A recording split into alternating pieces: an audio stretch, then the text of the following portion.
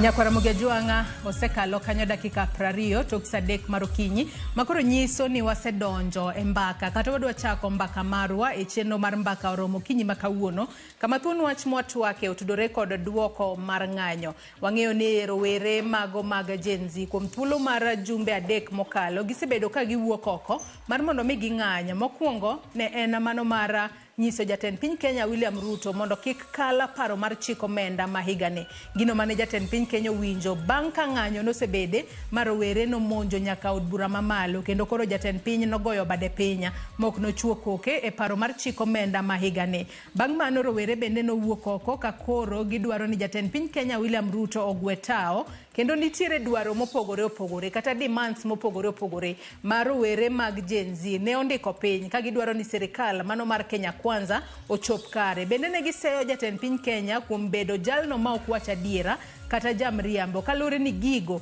mane owacho e kinde kisera mar ombulu onge moramora marowere ne wacho no osechopo kare ni onge singo mano oseket kare. Ng'anyo makamano nobedo kendo ng'anyo mano aneno chieng' tich ariyo mano majumani ne en ng'anyo mano opogore gi mago mano asenene jumbe ariyo mokalo kalure ni ng'anyo mano timore chieng' tich ariyo nokelo kethruok mag mwandu mathoth joma moko bende no hinyore manyiso ni nyalo bedo ni nitiere jonjore mane odonjo e ng'anyo mar Gen Z kendo ketho mwandu mopogore opogore. Kata bedo ni magi duto timore bende rowere oseyudo duoko mar gimomiyo ne ging'anyo to jonjore kodonjore e ng'anyo makamana. Ang'o minyalo tim e kinde mabiro mbele mondo ka rowere wuok oko mar mondo mi gibag ng'anyo mamuol to onge janjore moramora manyalo donjo kendo koro ketho ng'anyo machakore e yor muola kendo e yor kwe. Mane momiyo kinyi makawuono Nyakwaramogi Ajuang antiere kae kod rowere auchiel mago nyio nagi adek kaachiel kod yawuot onagi adek.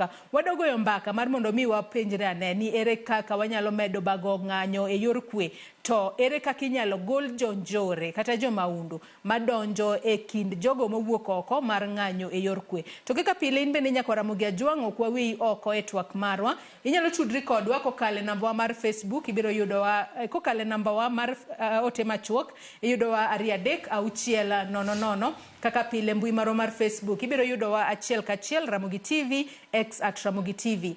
An bende inyalo tudri koda e Facebook page mara ibiro yuda Joyce Oduor, mbui mara mar X ibiro yuda @Joyce Oduor_. Kwa chako yiena mar mondo mi anyisi welo ma antiere go dada migi thuolo mar mondo mi gifulre to bende ginyiswa ni bore Nairobi kae to gitimango bende gibobedo ka ginyisowa ka gin bende gisebedo ka giwuok oko mar bedo e ng'anyo mar Gen Z kose oya. Chak kodi Devina machiegni ahinya ichiw nado kinyi makawuono. Erokamano Joyce achiew maber ahinya. Ginyinga an Devina Auma anyar Adiang idendo ni Adiang Gogo anyar Kamagambo Nairobi kae ane mbalariany mar Multimedia University atimo applied communication. Erokamano machiegni ahinya Twak kinyi makawuono. Nyakwaramogi Ajuang mana kaka iseneno mane nyadendi makwongo ma antiere godo kinyi makawuono machiegni Elfaz in benda mi thuolo mar pakore. Erokamano Joyce. Ginyinga ilongani kaka wacho Elfas Newton aja Sembo kamoro ni Konyango Kamito. Nairobi kae adil gi weche mag political advocacy to gi ng'iyo kaka weche mag public governance and administration. Erokamano. Machiegni Twak kinyi makawuono at least wantiere koda wanyalo wacho ni janon siasa kinyi makawuono dangiswa ni ang'o momiyo waneno ka jonjoro donjo weche mag siasa. Nyalo bedo ni nitiere jo siasa manochulo gi mondo gidonje kosango matimore. Wendo machielo antiere kae kod Juliet machiegni. Juliet ichiw nade? Achiw maber. Erokamano Joyce. Ginyinga ilongani Juliet Boga nyasa kwa Bondo Nairobi kae japuonjre University of Nairobi asomo bedo kil. Machiegni Twak kinyi makawuono Madam Wakili mabende antiere gode set odichieng makawuono. Bada korka koni Nyakwaramogi Ajuang bende antiere kod welo adek antiere kae koda Abunde Denish machiegni ahinya Twak. Erokamano ahinya an iluonga na Abunde Wasunga Denish an wuod Gem Kambare Jasiaya awuok e dhot mar Kanyikwaya I represent Jokogoye duto te e Twak makawuono machiegni Twak. Erokamano. Nyakwaramogi Ajuang kendo antiere kod nyadendi moro Lois machiegni Twak. Erokamano ahinya Joyce. Mokwongo kapok awulo nyinga adwa duoko mos kendo kuyo makende ne jogewa manowito ngimagi. An personally nane ng'anyo ok gima ber ka nyathi lwar piny ni obila ochielo gi magina koro ko gima ber kendo gima lit ne osiepe wede kod jogo duto manoriwore kodwa kanyakla e ng'anyo agonu mos. Iluonga ni Lois Atieno manya Migori County, Nyatike constituency, Anyakadem. Koro Nyokadem manena nyaru ni e mbalariany ma Nairobi lakini nasetieko. Koro oko ka achung' ne association miluongo ni Kemora. Kemora en Kenya Motorcycle Owners and Riders Association. Wachung' ne jo pikipiki. Wang'iyo ngima japiko kaka ginyalo kano pesa kendo kaka ginyalo konyore go mbele. Machiegni Twak okinyi ma kawuono. Hillary, papen mari. Erokamano. Nyinga Hillary Ojwang', an wuod Rongo kama Gambo, kendo kanyo manonyuola. Gisani, an Midusa Mositico School, atimo degree miluongo ni Bachelor's Degree in Mechanical and Industrial Engineering, and I'm a practitioner, ma practice privately. Maduong' moloyo, an achiel kuom jo Gen Z mang'iyo ballot ma 2027 e kom mar Rongo constituency, member of parliament. Erokamano, amor kuom bedo involved e discussion makawuono. Erokamano. Machiegni uru duto e Twak okinyi ma kawuono. Nyako Ramogi Ojwang' mana kaka iseneno, magi yawuoto nagi kaachiel kod nyio nagi mantiere godo e Twak okinyi ma kawuono, achiel kachiel kowuok e studio marwa e kaunti ma Nairobi. Ka achak kodu jo Migori. Jo Migori yande wuok oko, odiochieng' manyoro ne waneno ka gimoko mach e ndara. Ang'o momiyo jo Migori nyaka sani gin koro jomoko nosewe ng'anyo, odiochieng' manyoro ne onge ng'anyo moro amora kata buore Nairobi ka. Lakini Migori, akiana wach ni jo Migori kuodo wiwa koso ang'o magitimo. Achak kodi Lois, ang'o matimore Migori? Ang'e ni segoyo simu dala bipenjore ni ang'o matimore? Gen Z ma Migori koko chiew, ang'o momiyo giwang'o ndara koso ang'o matimore? Koso nyalo bedo ni nitiere jonjore makoro omigi moro matin to gine gidhi e ndara. Nikech kata kopogore kod wang'o ndara, nyoro route mawuok Migori kochomo nyaka Homa Bay, ne nitiere yudhe ma nyamburko kakalo tijuogo 50 bob. Mano pesa mathoth ahinya. Tim marach ahinya. Ang'o matimore Migori? Kachako Joyce, e ng'anyo mane wang'anyo kaka Gen Z, ne en Gen Z. To kadwa poro wach kaluwore gi mar jatelo mar arita kwe Profesa Kindiki nyoro gotieno, nowacho weche ariyo. Owacho ni ng'anyo masani nitiere categories ariyo. Nitie criminals magin ga jomaundu, magimbe gitimo ang'owa giluwogi. To nitiere josiasa ma either mane government kata mane opposition, magi paro ma kata gin pok ging'eyo maber ahinya ni sani odonje ang'owa e ng'anyo ni. Gen Z nyocha wang'anyo gi kwe kaka Gen Z ma an no wang'anyo gi kwe, lakini jonjore makoro o mix gik moko makoro gilut to giweng'o mago ok Gen Z. Ka ng'amo chung' ne migawo mar arita kwe emosewacho ni joma nie ndara ok Gen Z giparo, koro mano nyisi clearly ni mago Gen Z. Mago jok mobedo, they are being mobilized, the politicians, kendo they are being financed. Mano do Kithure Kindiki nyoro. Kora wacho gima jatend arita kwe no wacho. To ambe kaka an, makaka ok jo Gen Z. Mago Gen Z bana. Agam wacho do Gen Z. Koso nitiere kit kaka Gen Z timore ka gintiere ng'anyo kanyo. Ano ka wach moro ilari kanyo. We wach ni ng'anyo ma podhi bele Migori, kata ng'anyo mana ne Migori, nikech Migori osebedo gi ng'anyo, aparo ni gibedo gi ng'anyare kor juma mokalo. Aparo ni ng'anyo ni onego bed ni nyisowa ich wang' ma pod jowa ni godo. Nikech jowa nigi disappointment maduong' e sirkal matiyo sani, iwinjo. Koro kamoro wani wanokuogo wang'. Kamoro jo Migori igi koka wang' sani.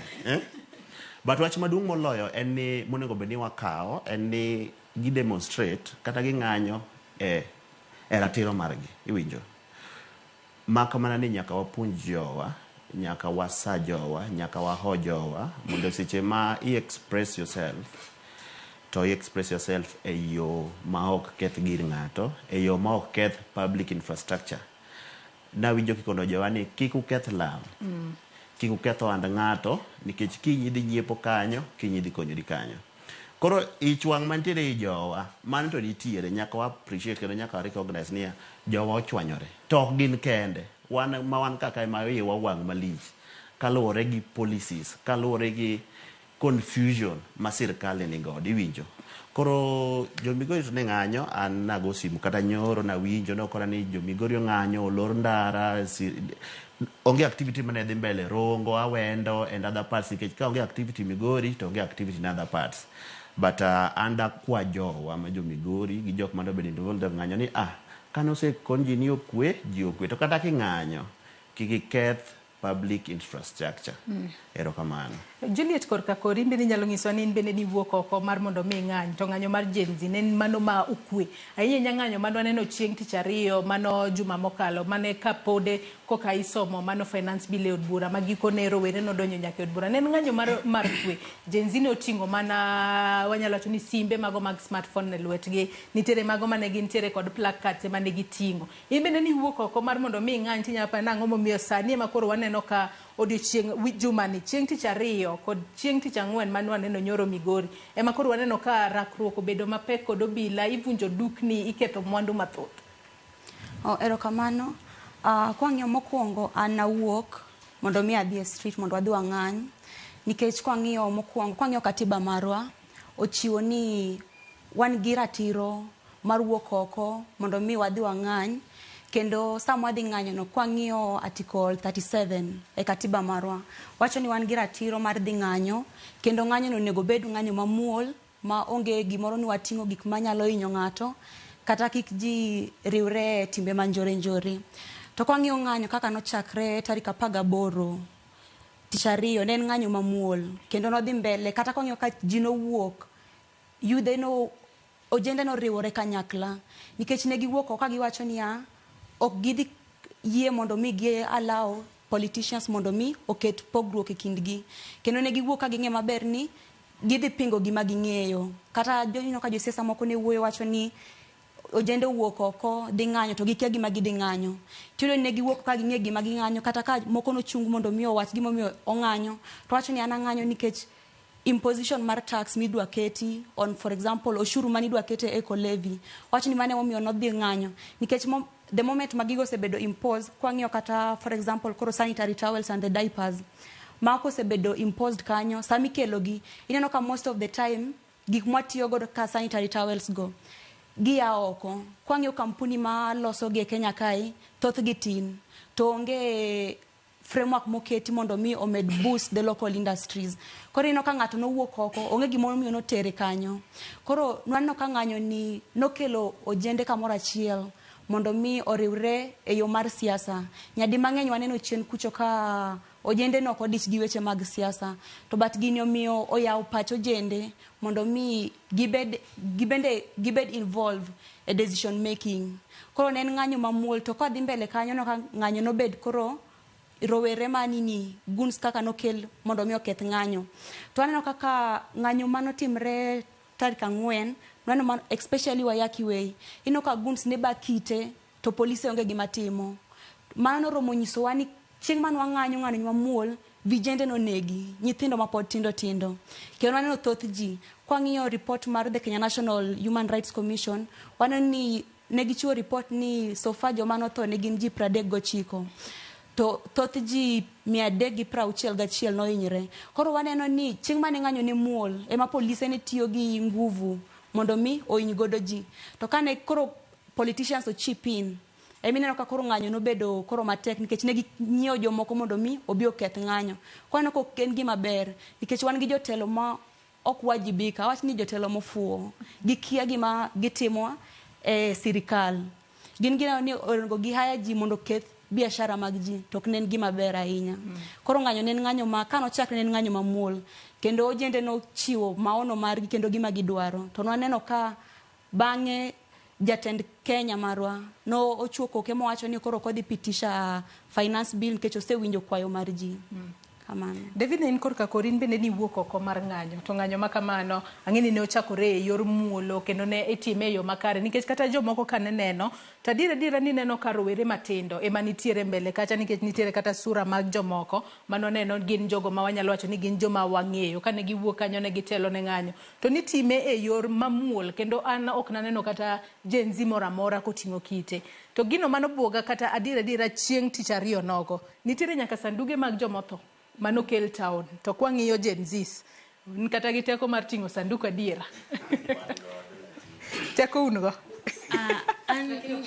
Ok unyal nyiewogi. Nawuok e ndara kendo nadhi ng'anyo, lakini koro nochopo kamoro ma obila doch ni obila ma wan godo kar mondo giritwa, but gin jomofuo kabisa. An samoro apenjoraga ni kwani obila gi gin ok gidak e ngima ma wadake, koso ok gidak kodwa Kenya kae, nikech an adak Rongai.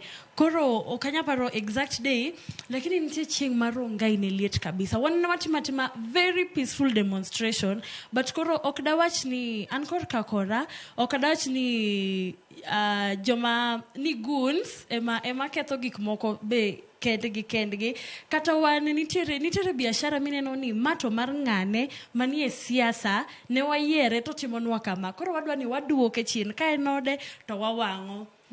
Koro ok en goons lilo. Koro kana Rongai chieng' moro gotieno, ok ne Rowere mondo waritre ne wachako dhaw gi obila, ne wachako dhaw gi askari. Nitiere askari manyako manogo ma omae bundene. Koro kosemae bunde to jogi oduogo gotieno, gimanyo bundegi ni bundegi ok nindoko. Kar mondo gimanye in the peaceful way, kaka ombe ne wa demonstrate peacefully, gin gichako koro they were shooting to kill. Gigo agoya bunde, ena unsafe mok inyal wuok kata oko. Koro nkwa yo mare ina obila, okay, asayo wadage ngima jo Kenya, bedura beda jogwa mondo uritwa kar mondo negwa. Nyalo bedo ni rakruok makamane manokelo tho mano mar rawera ma jahigni 12 mano Kennedy Onyango mano wito ngimane. Koro rawera no shoot mang'eny, idhiro no ni nyathi mathis ni koro kata notimango, okay, koro kata kane gi shoot ng'ama Gen Z to no winjo dede giwacho kata ni Gen Z ni nogoyo wa gi kidi. Koro nyathi mathis cha to notimo ne obila ng'owa. Nyocha watingo sanduku ka nyathino nokel nyoro, ne waluoro godo Rongai, obila ochako duogo, gichaki gigowa gi bunde, gichaki gigowa, koro okober ahinya. Abunde in korka kori, in kaka jakene ratiro mar jogo ma nyalo bedo ni ng'anyo. Nyaka sani ng'anyo nwaneno mamula ahinya, kata kamano rakruoka ne obedo ka jonjore nosedonje iye. Inyalo pa nang'o momiyo magitimore tere kaka rowere mag Gen Z kinde ma gichano ni gibro bedo ka gibago ng'anyo, to ng'anyo makamano bede e yor kwe ma onge ng'ato moro amora ma janjore manyalo donje iye. Erokamano ahinya. Adwaro paro ni Kenya osebedo ka nigi ng'anyo mang'eny kabisa. Moso bang' yiero ka yiero wadhi ge ng'anyo. Lakini dwa neno ni ng'anyo manotimre chieng' tarik 25 tarik 2 adini tich ariyo, ne en ng'anyo mane oriwo oganda te, nikech ne wa set the common goal. Gima ne wadhi ne streets ne wawacho ni en ma. Ne wadhi ni ne wadwaro ni finance bill kik kadh kod president. To bang' maendi kane ma pok ochopo, ne wang'iso kata jo od bura megewa mawuok kuonde ma wantie. An personally ne aoro ne MP mara ni mheshimiwa, ang'e maber ni idhi e parliament, ang'e maber ni nyochi isedhi e state house ma kero wuoyo kodu. Ja od bura mari en Elisha Chieng' Odhiambo. Yes, otiyo gi sirikal. Tang'ise ni because of the people magame, wan kaka yudhe magame wasiwuoyo gi sauti achiel. Ni bill ni kata obedo ni tiyo gi sirikal ok watamre, en yo maber mar kelo dongruok. Lakini mae gimoro achiel modo wacho ni wan kaka jogemo wacho ni ng'is president na yie atiyo kodi, lakini kae to jogemo wacho ni adhi awach ni ago no, nikech gini dhi hinyo ka jopiny. Ng'anyo manotimre chieng' tarik 25 tich ariyo en ng'anyo ma kata mana celebrities no wuok, and we printed t-shirts, reject, don't amend. And we posted everywhere. We communicated home. Wangisi jodala ni kinyo wuok wadhi ng'anyo, to en ng'anyo mamuol. En ng'anyo mwadhi dwaro ni kik parliament kad finance bill 2024. Kan wadhi nwahikre, iting'o Colgate, iting'o pi, iting'o en kachif, to kod placards. Mangiso ni communicate ni ang'o momiyo in streets ka. Ineno. To kane wachako ng'anyo, ne ber kendo ne wawacho ni wate, we have one common enemy, the finance bill. Ma jokwe kik bede kindwa. Kendo ni nyalo wuotho gi sim e town, kikita kita kama, dhano neno nikech igo picha be. You need to communicate ni ine ng'anyo. Ng'anyo no ne onge jokwe. Until time, kidwa ng'e ni MPs magwa ok winjwa, kendo chawa kaka japiny. Gige maber ni wanoko, wang'anyo, Ging'e maber ni gimok wadwa ni this bill okadhi. To gikaw like 2 hours. To gikadh that bill. Bang' mano giwacho ni wan kaka Gen Zs onge gima wang'eyo. To wan joma wasomo waonge tich. An atimo education, an japuonj high school. To king'iyo kata kaka junior secondary bedo managed, kaka itimo, ok digomb dhi school kata ni puonjo. To jogi monego bed ni protect wa, defend wa gimoro amora mowacho ni kik gitim. But giwacho ni wan waonge, wakia, wafuo, watiyo gi smartphone, mara kwatiko to wadhi e KFC wachimo. Where do we get all this money? Ng'anyo bubire kuidho. Ng'anyo be wabire kuidho. Where do we get this money? You get that? Koro mane mono wacho ni koro it is high time for us to come out because king MP achiel ko yier gi dhano malao dhano kata 100,000. To en kende modhi to nego beni owacho gima wan wang'ise, ok onego beni otimo gima en oparo. Emomiyo ng'anyo mane watimo ne en mar kwe. Nyaka nochopo koro godhiambo kabisa. Gima nomedo wang'o ji kabisa, one street ka gin gi kade. Ema dhano koni ka koro osekethre. Ing'eni ji kumoting'o dhano ariyo ng'ato achiel nyaka bed ng'ama pache rach. To ng'ato achiel nitie ng'ama iye wang' mos gi ng'ama iye wang' matek. Koro nwang'o ni emomiyo dhano nowuok koro chako muko gik moko ni ka jogi ok winjwa to koro we watimo nade wadhi wamuki. To mago ne mana joma matin age. Mano nwang'o opportunity. Gin joma frustrated, gin joma onge tije, gin joma kata inwang'o ni ng'ato nwang'o ni gi issues mage. Ineno. Koro mane momiyo ineno ka jonjore nodonje ng'anyo mopogore koro gi ng'anyo moko gi. Katieko. Kineno ing'eno nego wabed joma be ong'e somo kaka piny dhi. Chieng' no kane wadwaro ni finance bill kik kane. To kane od buro sekade. To notere ne president. Mano nego be no okete koke. To be kano neno kaka ne piny chal, no wacho na pana. Awinjo wadwo gini e parliament mondo gitimre nade. Gigole. To jo kasi jego parliament ne dhi recess. An apogra gi ojende mane kendo dok e ndara Thursday. Kane wacho ni koro gima nyaka watim ni Ruto must go. One, we have the constitution. To wang'eyo the process that takes to bring a government down. Even jomano. Koro jomane dhika, ineno ka koro gichako provoke now the president. Ingeni koski seketo enemy mari piny at a point. Kiki mbele nikech obro learn your tactics. To obro tiyo gi tactics against you to bring you down. Ema kelo koro ng'anyo mane otimre Thursday ni. Ema no koro kelo goons. Giwacho no okay, nyocha wasiwinjogi. To koro what are we mondo mi kik image magwa kethre. Nikech jine support wa maber kabisa. Ne wan gi hospital ne mano kelo no ambulances mane ringo, ni thiedho wa Afrika wa hinyre, itero wa hospital nono, ineno. Nikech ne gino ni koro piny ne miyo wa backup. To kendo nikech ne wa ng'anyo kod kwe kabisa. To kane giseneno ni koro jimiyo wa support giko ni okay, we waket gunse igi, odhi okwel mondo timre nade, mondo koro waketh picha mar ng'anyo mamuolo, bed ni ng'anyo mar ng'agono mar ketho mwandu mag sirikal ema ne gikelo. And they won. Ng'anyo ma Thursday neno, nyoro. Nye mana few people town no kopong.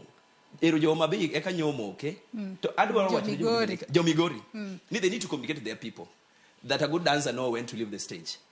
Samini ng'anyo Migori to wadwa donje parliament ma Nairobi. Do you have a parliament back in Mumbai? Gin gi od Buch County. Gin gi od Buch County. Gin gi od Buch County. To Buch County giwinjo ka bill ni kanyo osedwoki counties bino chako timre nade. Gibende gi withdraw their finance bill. They are trying to work gima mantie sani miendi neno. Kuro gima nyalo wacho ni as much as watimo ga gigi, to we also need to take a break and give the time waneka gitimo implementation. Iwacho kanyo makarenya Hillary mak mana paro no matin. Elfas pokoloso. Elfas in kaka janon weche mag siasa montiere godo kae. Iwinjo kaka abunde oloso ka wacho ni nyalo bedo ni guns ne odonje ng'anya. Inyanya to mar chieng' tich ariyo manu aneno e bore Nairobi kae mano miyo mwandu mathoth okethore. To bende liekore ni nyalo bedo ni nitiere jo siasa moko mosebedo ka sponsor kata koro miyo guns gi met bilie moro matin mar mondo mi gidhi e ndara. Nyalo bedo ni en adiera. To nyalo bedo ni jo siasa go timo kama inang'o. En mar mondo mi dwaro mag gens gi koro owit oko, mar mondo mi koro neni waked gi jonjore gi ma koro owuok oko mar ketho mwandu.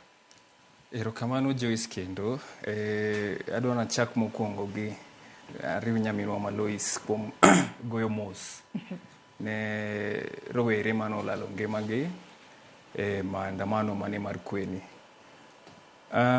Ok en gima ber ka ng'ama kijana matin lalo ngimane e yo mane waneno kaka vijende no lalo ngimagi Kenya kae. To kwa dhi mabor kata matin, kwa dhi mabor ahinya. Kenya kae e piny maneno ma ngima dhano wakaw ka ngima gweno kabisa.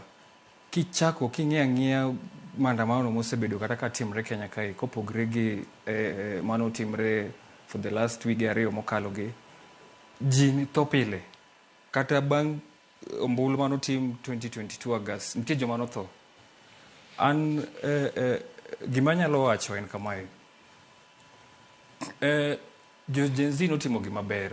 Mokwongo nyaka waduok erokamano kanyo. Jo Gen Z notimo gima ber, ne giyango iluongo nang'o, shem gi dholuo wacho nang'o, kuodo wi. Yes, ne gikelo wich kuot moro ne serikal mapok otimre ga Kenya kae. Nyiso gini gik madhi mbele Kenya kae ok gin gik mohero. Gik mutimo kaka josiasa ok gin gik ma reflect gik ma wan jopiny watimo wadwaro, to wane mano waketo kanyo. Kuom mano I commend jo Gen Zs kuom kawo ratiro margi momigi e katiba. King'iyo katiba article 37 nitie kipenge 3 kanyo mamiyo ng'ata ng'ata e piny kae ratiro mar dhi ng'anyo. It is right to picket, right to demonstrate and right to assemble. Tij police en ni onego bedni omiyo kwe. Kapo ni dhi maandamano kaka mcha watimo maandamano kae, police onego bedni miyi kwe. Now, ratiro mar article 37 gi wan gi kendo limitations. Kapo ni ng'ato kaka bunde dhi protest, nitie limitations ma onego bedni omiye kaka en japiny to gimomiye nyaka polise. Kochako gi kaka en japiny en ni ok onego bedni andamana extent ma iketho go mwandu wadu. Mano ok ber. Mar ariyo, ok onego bedni andamana to the extent ma inyalo hinyo right wadu moro kata interfere gi freedom mar ng'ato kaka kulingana ikete katiba. Maandamano ni kendo aneno ni penjo kwa chako kani to bende okelo duoko.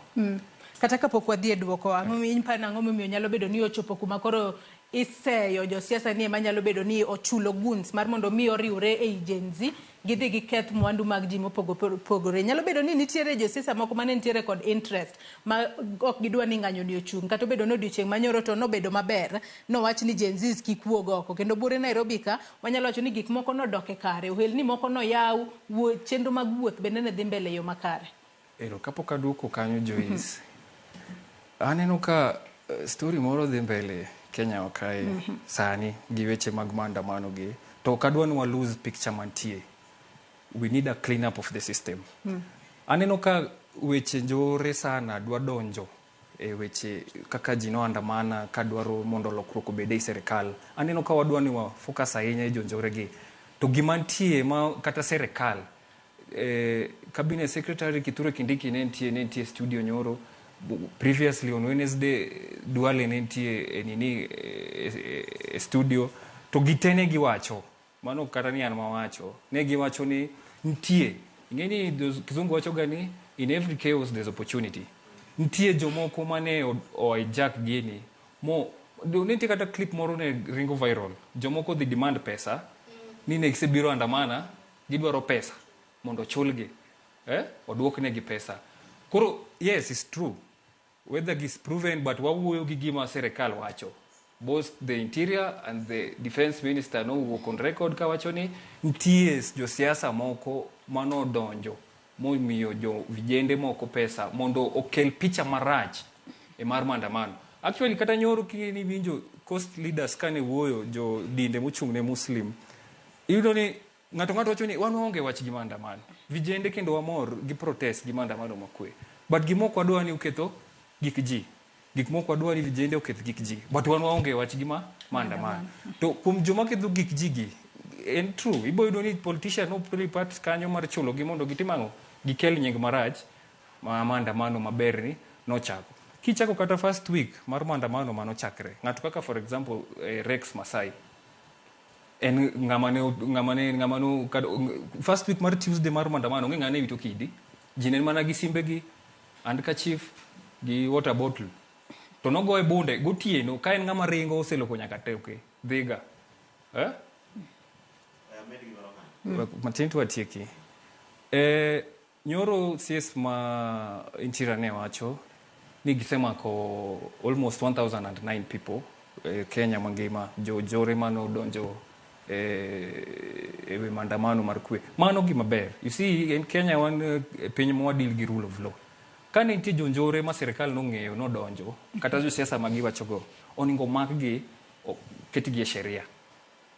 To gimok wadwar, ma kendo ok wadwar kata ka dhi mbele, sani kaka kawuono chakre saboro ji dhi wuoyo gi president e Twitter space. Mano e gima onego bed ni wawacho. But ka dhi mbele, ok wadwar ni wane ni luongo ni anarchist. Ni luongo ni goons. Not everyone was a goon. Ok ji te mano biro maandamano ne en goon. To ok ji te mano donjo parliament ne gin anarchist. Not all of them. Ne gin youths mane feel ni your voices nyaka winji. Wadwar ni gik mawacho gi mondo winji. Jotendwa ma represent wa parliament nyaka winji gik mawacho. To kochuno ni nyaka nwa donje parliament mondo e kwa ngiski wabro donjo. Umiyo ji nochopo nyaka e kuma ne gidonje parliament. Yes. Hilary wach moro ili. Moro kanyo. Adieri makende ni ng'anyo manyocha timore. Wan kane wachako ng'anyo kaka jo Gen Z. Mane juok piny oidho mochako chapni. Nwang'anyo mamuol. Kendo nwang'anyo ka wan gi clear agenda. Mano ndik maber kachiel. To makosa nochakore ka polise nochako ng'anyo. Polise nochako ng'anyo kaje. To polise marito wa ng'anyo kende iye ka. Wana wuotho tipo ka tiagas moche baadhi. Itimo makosa mane kuchokoro. Koro kanyo mano nochako game distraction. Mar ariyo, kaka ng'anyo ne progress, tiwinjo ka koro nitiere grube moko mochako wuok. Iwinjo ni moko dhi oturo kia club makanye, moko dhi oturo dukni Safaricom, moko dukni Safaricom shops okwalo simbe, moko iwinjo ni omoko gach ng'ato, and so on. Tigini wan Gen Z, ok wan joma ofuo. Waja mariek. Kendo wang'eyo what play by the rules. Kendo ka gimoro timore gineno ka kane goons chako donjo, tineno kwa dikore wakonore ni wa step back mondo wich kuod ni kik bed marwa. Nane ng'anyo on Tuesday town ka. To gima notera kanyo was observation. Kendo nadhi kada gi police achiel mosio na makoni bana nadhi as an observer kendo sure ni I am secure. Kora I went to observe nadhi ng'iyo niya to Gen Z mage makawuono ng'anyo. Nikech wa Gen Z wang'ere. Yie ni Gen Z yang no biko dego suit malich kama no obire ng'anyo iwinjo. Now natemo ng'iyo jok mang'anyo. Namba achiel aneno ko game sanduge town. Namba ariyo at the same time ne nitiere chaos Mombasa ma serious. Iwinjo ni goons moko wuok Likoni, goons moko kia wuok Mtwapa, goons moko kia wuok kanye, giringo town, gimae gigeni, gidwa turo duke ji. Mane gituro nini, nitiere nyaka ma Mtwapa manoturo nini supermarket mar Quickmart. Koro kini ka gima kama chako timore, tichako penjore ni mondo group ka group mar goons mora mora, execute gima chalo kama, mondo gitim gima chalo kama, nyaka bednia ne gibedo piny magichan. Mondo los sanduge biye town, sanduge 15 mag jok motho, nitiere ng'at mano bedo piny kamoro moparo ni tich ariyo nitiere ng'anyo. Wadwa ni divert ji nang'o, walos sanduge donge manyuru kapenta. Luonge uruka, wakone uno los size ni, omanyi yien, gimara about that procurement process, ng'ato bedo piny kamoro moparo. Kose paro, ochulo pesa. Kose chulo pesa mochulo nyaka transport, majine neno nyaka lori dong no biro town, magi offload. Kendo ko luar sanduge go ineno ka polise chunge bat sanduge rito sanduge. Tok mano, so polise ema chako load sanduge gi e lori, ka gidhi kanya. So, there was clearly infiltration. Koro ka infiltration osebedo, to wachak ng'iyo niya, infiltration nyalo wuok e side mane koro kuma wabedo confused. Bin infiltration ni wuok e side jo siasa ma pingo sirikal. Nikech nyaka wawinjre ni sirikal ka nitiere, the government of the day, nitiere jok ma pingo sirikal, nitiere jo siasa mok dwar sirikal no, ok ni ok gidware, gipingo policies ge, kaluwore gi belief magin godo ni piny onego bed ni tayo kama. To nitiere jo sirikal mabe ni e iye ka madwa niya gi game distraction e Gen Z. Koro penjo mana temo penjora ma pod atemo nono kabisa enia bin goons gi no game gi sirikal gi jok mantie e sirkal nikech wang'eyo ni nitiere jok manie sirkal ma jonjore ma kwachako mention en mane ok wadwa mention ng'ato live TV but wanyalo mention ni ng'ane to timne richo. So for example in Eldoret ne nitiere allegation ni Oscar Sudi noluongo jomoko dalane nomiyo ludhe ne allegation donge nomiyo ludhe ne dhi chwado Gen Z mang'anyo Eldoret iwinjo. Koro mane gima mako dhoga niya bin jok mane sponsor goons gi matimo chenro gi all these procurement processes bin jok mane timo gi gin jo siasa mantiere e sirkal mondo mi gi distract agenda ma Gen Z ni godo mar nyiso duk mane sirkal koso gin jo siasa mantiere oko mar sirkal mapingo sirkal adwa ni makna mana parono gi kanyo nyisa ni e kaunti ma Kisumu jafombo marwa ma kaunti ma Kisumu Millicent Adhiambo nitiere standby kod bishobe mawuok e alwora mar Nyanza ka odiochieng' ma kawuono ne gitwaka kotudore kod chal mar Kenya. Millicent antiere kuom inyalo mana bago twak kod bishobe ka giwacho nang'o kotudore kod chal mar Kenya gi sani. Millicent. During the protest against Finance Bill 2024. We want to categorically state that what the police did is contrary to the Constitution, which allows demonstrations and picketing. What the police would have done was to give demonstrators protection, since most of the demonstrators were peaceful during such protest. As the clergy, we are dismayed by some social media utterances which attacking the church ministers, including pastors and bishops, for not taking part in the demonstrations. They should know that the church has a greater role to play. They are acting like antichrist. We does not want Christianity to go. That does not want Christianity to go in Kenya. The motive is to shut up the church in Kenya.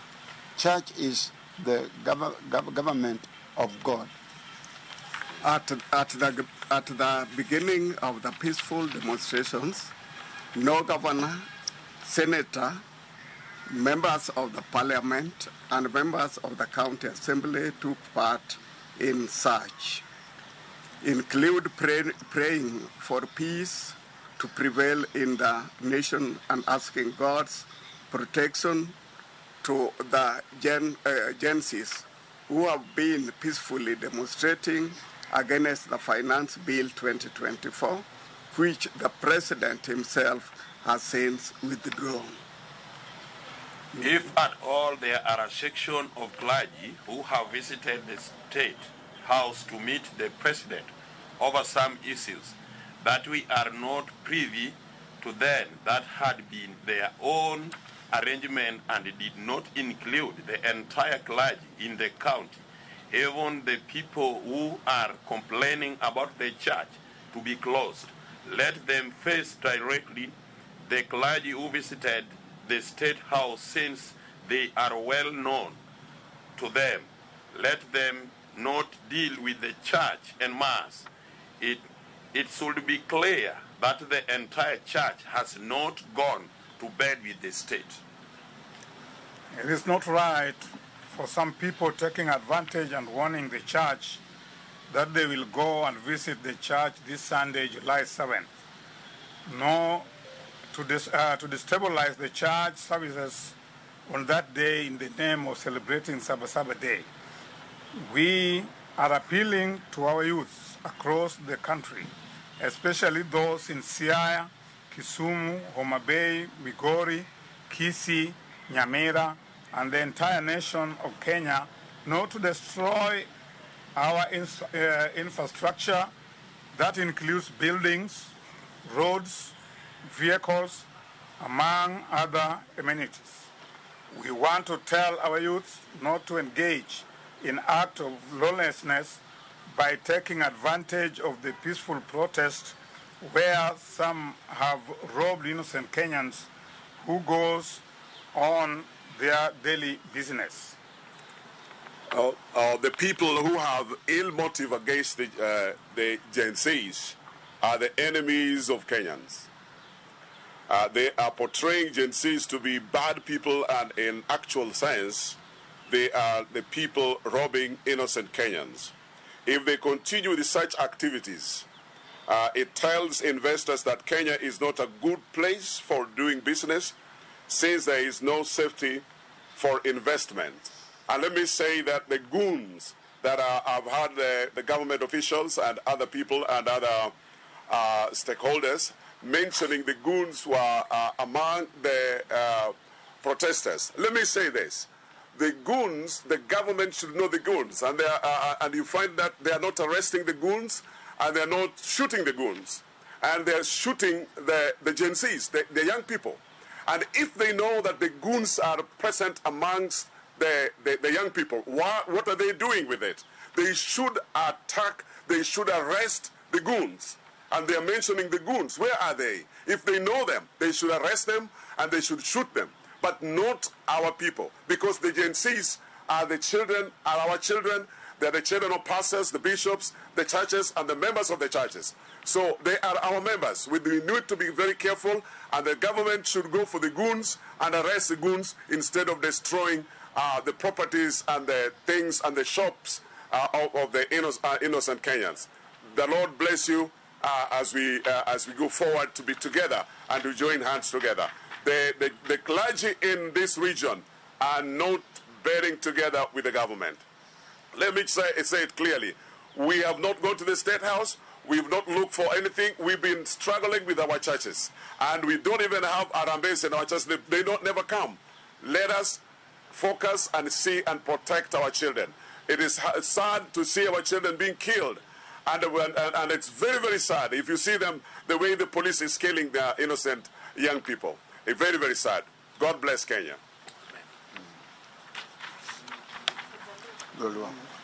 Akaw thuloni makende mondo akel kuyo mara ne anyuola gi osiepe mag nyithindo matindo mosea modhi e polo male yo mapoya nono makong'e. Ng'ato puonjo nyathine mouso nyaka puothe mondo nyathi osom, to ae bang'e to nyathine ngimane lal nono. En lit mapok nodoro nono. To nyithindo gi jokama wawachonu, en dwaro ma Jehova Nyasaye mondo nyithindo gi nyowuo, nikech gini osetamo jopolitik. Ke jopolitik osetamore giwinjore parliament, ae bang'e to koro gikadho gima ging'eyo ni biro hinyo anyuola koganda mang'eny. Emomiyo nyithindo gi gin joote mag Nyasaye. Mana kaka awacho mokwongo ni an awuon higa mar 95 Nyasaye nowuoyo koda mondo achung' kind oganda ma joluo kaachiel gi sirikal. To yudo ka kidego jowa no rebel against the government. Ung'e mane dhi e buche mag government. To kuom ka Nyasaye nosewuoyo koda, nawuok mondo atim manero. Kawan kod oda Julius Otieno Muguru lo man buta kae niri. Ne watemo yore mwanyalo te, mwatwe weche te, mwawuotho, mwaloa wawuoyo gi jowa te, magi yire kodwa. Miae bang'e, nwachako Church and State. Church and State nokelo konyruok maduong' ahinya momiyo koro chief wayoro nyaka Prime Minister. Magi mang'eny Nyasaye to makwe nobetie, makoro ne sirikal nyalo tiyo gi jowa yo mokwe kabisa. Emomiyo Nyasaye manowuoyo kod manodhawo omiyo kanyo wuoyo gi Balaam wuod Beor. Nyasaye mogolo nyithindo matindo mondo wuo, joma bogo nono moko nego kedi, ok onego negi. Onego pe nyathi ywaga ng'o, kata nyathi ka koro nyathi ywaga ng'o, wuora ywaga ng'o, mama ywaga ng'o. To koro ka ywak gi mondo nyisgi ni to koro bonde mimiyogi. Mano ok wan parents mabeyo. A parent maber ok negi nyathine, ok onege, okonye gi kwe maduong' ahinya. To guns modonjo ki nyithindogi timako tidhi itweyo, ok chak wegi magin be ka gisetimo timo chido machalo kama moko ni garuge mondo to ad gitimo timo chidogi to ae bang'e to kargi lal mana nono. Jothurwa mano ok adiera. Wan jomo oyie gi Gen Zs kendo oyie gi nyithindo manyo tiyo matek, momiyo koro president moro be oneno light mokoni gima timore ni ok en adier, moyie makoro golo bill mar Finance Bill 2024 up to 25. So now this deal is bill ni koro onge sani. emomiyo kuom ng'wono mar Nyasaye wagone sirikal erokamano kuom timo mano. To maduong' ni weche makoro jowagi dwaro giwuo mapiyo gi nyithindogi mondo kik wane koko moko mang'eny kendo. Jokuoge be gikaw thuolo magidonjo e dierwa mondo giketh mwandowa giketh giwa mang'eny moseketh mwembe waneno ni adiera wadwaro kwe Kenya ka kwe. Yesu kadhi polo mawacho ni kwe na miyou. To joma dwaro donjo e kanisa mondo okel koko e kanisa ok rach kata matin. Ka ng'ato timo marach to ng'ama timo marach midilwo. Ok inyal mich gima jomoko timo marach ni kanisa te bedo ban. Jo-Ingereza kano chako duoko ng'egi chien e kanisa, omiyo Nyasaye nogolo rieko motero Japan, motero Korea, makoro jo-Ingereza rieko mane gingo business magi ok duong' kaka pinje maokogo. Omiyo wan wabedo kod Nyasaye ni maka wabedo kuome. To biro bedo kod onyalo konyo Kenya ma Kenya biro ting'ore malo yo maduong' maloyo.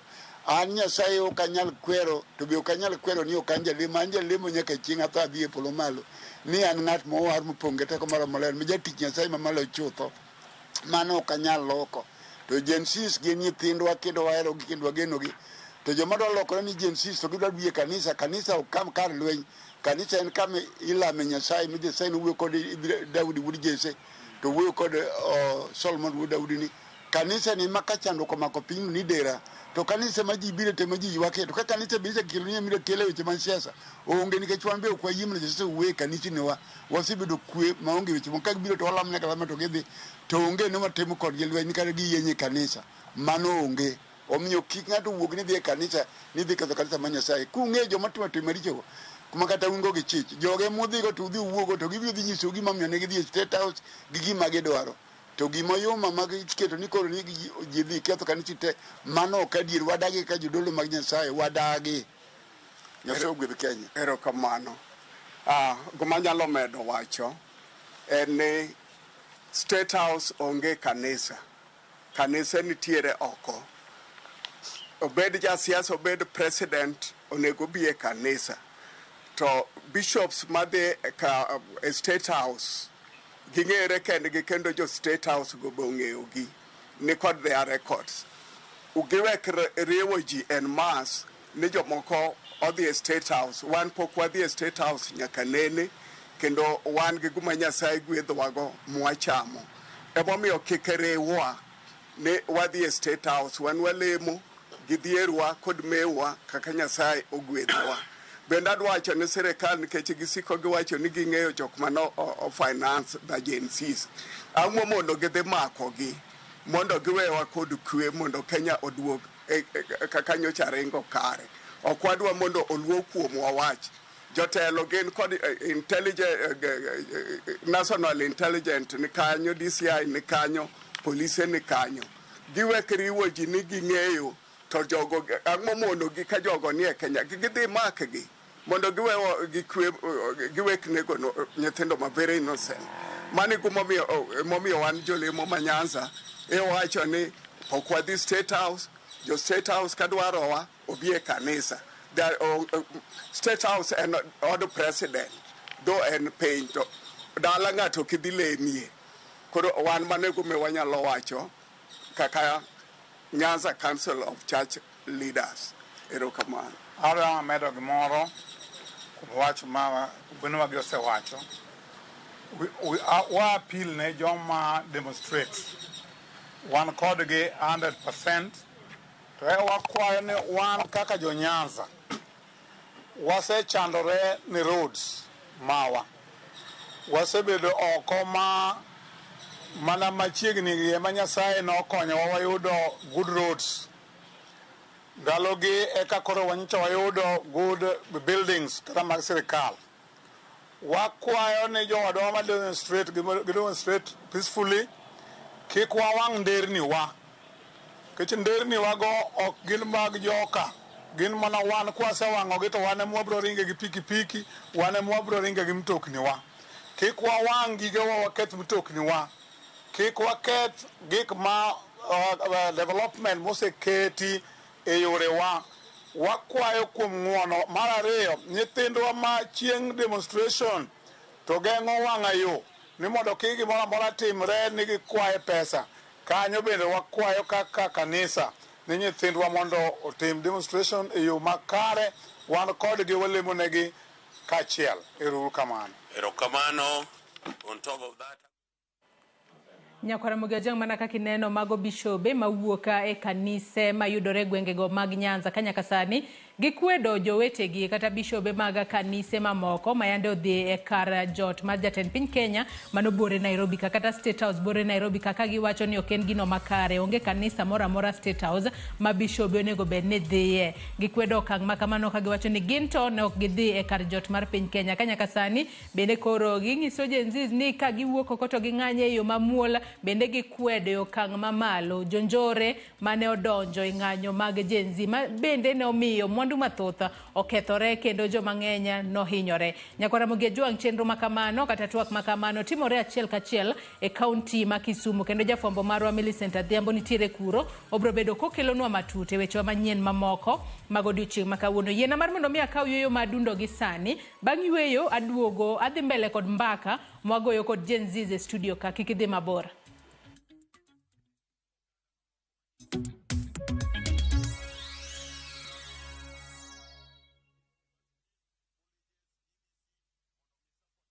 Oya sister. Ni aje? Kama nikuchapie, kama nikupe ujanja. Nipeleke na rada bro. Unaona ukitaka kudate mwanaume.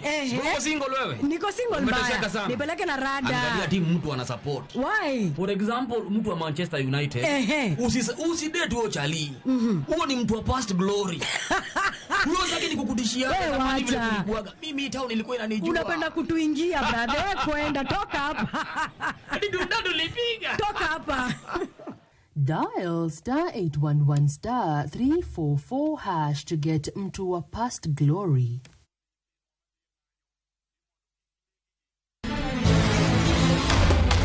Sigana ni medo minore gi weche mag miriambo kod miganga. Meher kaul gil, ini biro timango. Kare. To joma onge ketho ema hinyore ahinya. Kuom higni 5 ne in kanye, baba in bende ni wuonda kai. Weche era medo bedo matek kendo mapek. Akwayi ni mondo in iwuog e odni sani. An naseche koiko kaka Samaira gi Sara biro timo arus. Kata kamano, joma oherore ok nyal pando heragino. Andisora. Aber. Aftar. Ewi magi duto, nyaka joot achiel chung' kanyakla. Ere kaka unyalo wacho nwa joma richo ka? An awinjo ka an gi wich kuot mang'eny ahinya, adwaro mondo atemo kaka untie kae. Choti Sardani. Wuok tich nyaka ngeso, saa 2:15 otieno. Mana Ramogi TV.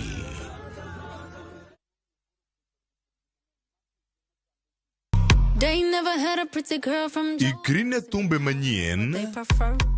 Jo thumbe muero manigi talanta.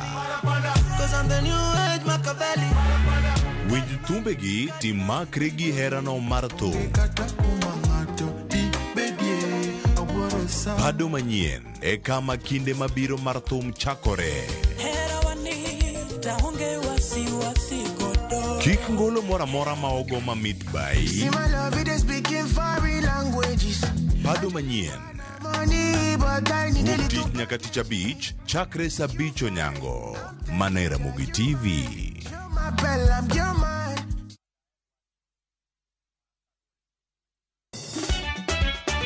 Tugo koro eka iye ochacho. Party is a party. Ka gik moko medo mana fwenyore, to ngima bende medo bedo matek e boma maduong'. Gimora mora ma Nyasaye omiya. Ok awene jachien. Yud mor e ngimani kokalo e gik matindo. Onge kama waluoro bwana chiel chunye ni wakete pilo wacha. Ni ane ngima nyar kochia kod osiepene kachiel kod joodgi. Kata let ne nyiere ya e lak chogo. Ok ginyal weyi ma ok inyiero. Ano kahero joma hero walo. Ano kahero ng'at manyisa gik moko. Nyar kochia tich abich ka tich abich saa 1:55 otieno. Mana Ramogi TV.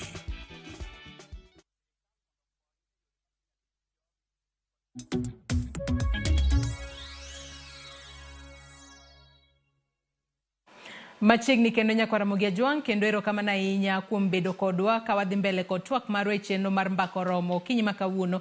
In bende anyisi ni nyalo chwalonwa penjo paro mora mora kutudore kod wach mwatwak e okinyi makawuono. Adwa nasom moko kuom ote ma uchwalonwa kokalo yorewa mag tudruok ahinya nyato e Facebook kama wantiere live okinyi makawuono. Julius Mako Duor wacho ni an Julius Oduor mawuok Homa Bay an achiel kuom Gen Z ma Homa Bay County daher mar kwedo wach mar ketho gik moko e seche mag ng'anyo. Odhi mbele wacho ni wan kaka jo Gen Z watimo ng'anyo mamuol mogik to daher mar nyiso Ruto ni kik otim lokruok stroke reshuffling but oriemb CAS go te kata yote. David Oda bende wacho ni Ramogi ler Joyce gik ma Gen Z owuoye mago housing levy ogol, bank interest rate oduoke 14%, education nyaka university obed free, kendo ng'anyo opang specified streets gi security, miriambo gadiera bende girie. Engineer Lazaro Kanyambok wacho ni original Gen Z gin very bright youths with the noble ideas. Asebedo ka contribute a debate margi e national TV nyaka Citizen Daybreak. Odhi mbele wacho ni youths go ni kod noble ideas maloyo kata sitting MPs. In fact, gi debate with decorum, malicious damage madhi mbele cha macha intelligence tiyo godo to criminalize them. Then sirikal ochak dangerous crackdown. Anyalo advise Ruto mondo o engage youth gi kod serious debate. He can't manage to gun down noble ideas. An Engineer Lazaro Kanyambok mar Kariobangi Jamaguye Kanyada East. Paro malewa hinya kanyo. Odero Samuel wacho ni konuru rais owe miriambo mara wametenga, wametoa, wameweka gik makamago. To onge gima otimo en mana safar ema otengo kila saa. Wan kaka Gen Z waol nyaka gi usuru manyaka ID kolala techulo. Mae to mane is like we pay our being in Kenya. We are not refugees, please.